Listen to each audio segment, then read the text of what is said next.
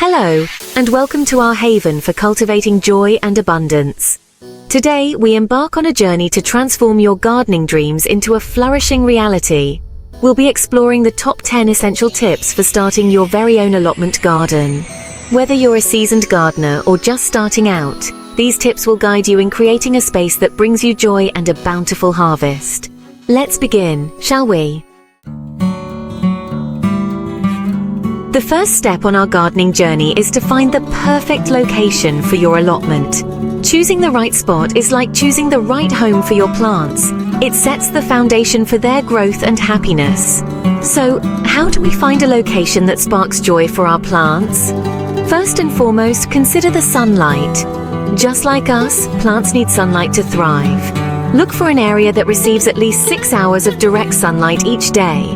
Observe the path of the sun throughout the day to ensure your plants will bask in its warm embrace. Next, envision yourself tending to your garden. Is the location easily accessible? Can you imagine yourself strolling through the rows, watering can in hand, with ease and joy? Ensure there are clear pathways and enough space to move around comfortably. Accessibility is key to a joyful gardening experience. You want to be able to reach your plants with ease, whether it's for watering, weeding, or harvesting those delicious fruits of your labor. Lastly, don't forget about the practicalities. Is there a water source nearby? Having access to water is essential for keeping your plants hydrated and happy. Now that we've found the perfect spot for our garden, it's time to prepare the soil, the very foundation of life for our plants. Just as we nourish our bodies with wholesome food, we must nourish our soil to create a fertile and nurturing environment. Think of soil testing as a health checkup for your garden. It tells us what nutrients are abundant and what areas need a little extra love. Adding compost is like giving our soil a warm hug, enriching it with essential nutrients and organic matter. Compost is like a treasure chest of goodness, providing our plants with the nourishment they need to flourish. Lastly, we want to ensure proper drainage. Water is essential, but too much of it can be detrimental. Proper drainage prevents waterlogging and allows roots to access the oxygen they need. By taking these simple steps to prepare the soil, we're creating a loving and supportive home for our plants. Selecting the right crops for your allotment garden is like choosing friends who bring joy and harmony to your life. And for beginners, it's best to start with plants that are easy to grow and care for. Tomatoes, with their vibrant colors and juicy sweetness, are a wonderful addition to any garden. They're relatively low maintenance and offer an abundance of delicious fruit. Imagine the joy of harvesting your very own sun-ripened tomatoes, bursting with flavor. Lettuce, with its crisp texture and refreshing taste, is another excellent choice. It's quick to grow and can be harvested multiple times throughout the season. Picture yourself strolling through your garden, snipping fresh lettuce leaves for a delicious salad. And let's not forget about radishes, those little bursts of peppery flavor. They're incredibly easy to grow and mature quickly, making them a rewarding crop for beginners. Choose plants that resonate with you, that you'll enjoy caring for and, of course, eating. Watering our plants is like offering them a refreshing drink, quenching their thirst and helping them thrive. But just like we don't like to be overwatered or underwatered, our plants have their preferences too. The key to effective watering is to find the right balance.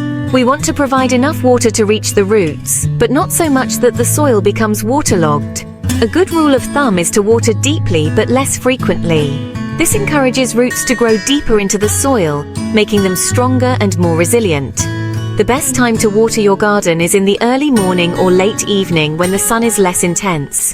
This allows the water to soak into the soil slowly, reaching the roots without evaporating too quickly. Observe your plants and the soil moisture to determine how often to water. If the soil feels dry to the touch an inch or two below the surface, it's time for a good watering. Just as we declutter our homes to create a sense of peace and order, we can also declutter our gardens by keeping weeds at bay. Weeds can compete with our beloved plants for resources, so it's important to address them with a gentle but firm hand. Mulching is like tucking our plants into bed with a cozy blanket, protecting them from weeds and helping to retain moisture in the soil. It's a natural and effective way to create a weed-free environment. Hand weeding, while it might seem tedious, can be a meditative practice. As we gently remove weeds from our garden, we're also removing any negative energy, creating a serene and harmonious space. Another effective method is to use natural weed barriers made from cardboard, newspaper, or even layers of leaves. Just as we thrive in supportive communities, our plants can also benefit from the companionship of other plants. Companion planting is the art of strategically planting different species together to enhance their growth, deter pests, and create a balanced ecosystem. For example, planting basil alongside tomatoes not only enhances their flavor but also repels tomato hornworms, those pesky creatures that love to munch on our precious tomatoes.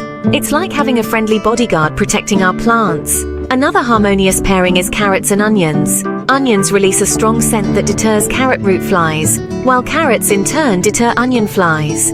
Companion planting allows us to observe the interconnectedness of nature and create a thriving and harmonious ecosystem in our own backyard. Just as our lives ebb and flow with the changing seasons, so too does the life cycle of our gardens. Each season brings its own unique beauty and challenges, and our gardens require different care throughout the year. In spring, as nature awakens from its slumber, our gardens burst forth with new life. This is the time to sow seeds, nurture seedlings, and prepare the soil for a bountiful harvest. Summer is a time for abundance, as our gardens reach their peak of production. We reap the rewards of our labor, harvesting fresh fruits, vegetables, and herbs. As the days grow shorter and the air turns crisp, autumn arrives, painting our gardens in hues of gold, crimson, and russet. This is a time for reflection and preparation as we gather the last of our harvest and prepare our gardens for the winter slumber. Winter is a time for rest and rejuvenation, both for our gardens and ourselves. It's a time to dream of the gardens we'll create in the spring and to nurture our souls with the memories of harvests past. Just as we protect our homes from unwanted visitors, we can also protect our gardens from pests that might try to make a meal of our precious plants. But instead of resorting to harsh chemicals, let's explore natural and gentle solutions that maintain the harmony of our gardens. One effective method is to introduce beneficial insects, such as ladybugs and lacewings, which are natural predators of common garden pests. They're like tiny guardians, patrolling our plants and keeping those pesky critters in check. Another approach is to use natural pest deterrents, such as garlic spray or neem oil, which have insecticidal properties. These natural remedies help to keep pests at bay without harming beneficial insects or disrupting the delicate balance of our gardens. By creating a diverse ecosystem, we encourage a natural balance of predators and prey, reducing the likelihood of pest outbreaks. Harvesting the fruits of our labor is a moment of pure joy and satisfaction. It's the culmination of all our hard work and dedication, a time to celebrate the abundance that our gardens provide. The key to harvesting is to know when the time is right. Each fruit and vegetable has its own telltale signs of ripeness. Tomatoes, for instance, are ready to be picked when they're plump, red, and slightly soft to the touch. Lettuce and other leafy greens can be harvested at any stage, but they're at their most tender and flavorful when they're young. Radishes are ready to be pulled when they're about an inch in diameter, their bright red skin peeking out from the soil. As you harvest, handle your produce with care, just as you would with any precious treasure. Gently twist or snip fruits and vegetables from their vines or stems, being careful not to damage the plant. As we've journeyed together through the steps of creating a joyful and abundant garden, let's remember that our actions have a ripple effect on the world around us. By embracing sustainable gardening practices, we can minimize our environmental impact and create a garden that's in harmony with nature. Composting is a wonderful way to reduce household waste while creating nutrient-rich fertilizer for our gardens. It's like closing the loop on our food system, returning valuable nutrients to the soil. Collecting rainwater is another eco-friendly practice that reduces our reliance on municipal water sources. Rainwater is naturally soft and free of chemicals, making it an ideal choice for our plants. Choosing organic seeds and fertilizers is another way to protect our environment and support biodiversity. As our gardening journey comes to a close, I encourage you to embrace the joy and fulfillment that comes from cultivating your own little piece of paradise. Remember to approach gardening with a grateful heart, appreciating the abundance that nature provides. Don't forget to subscribe to our channel and share your gardening journey with us. And stay tuned until the end for a special surprise, a bonus tip that will make your gardening adventures even more delightful.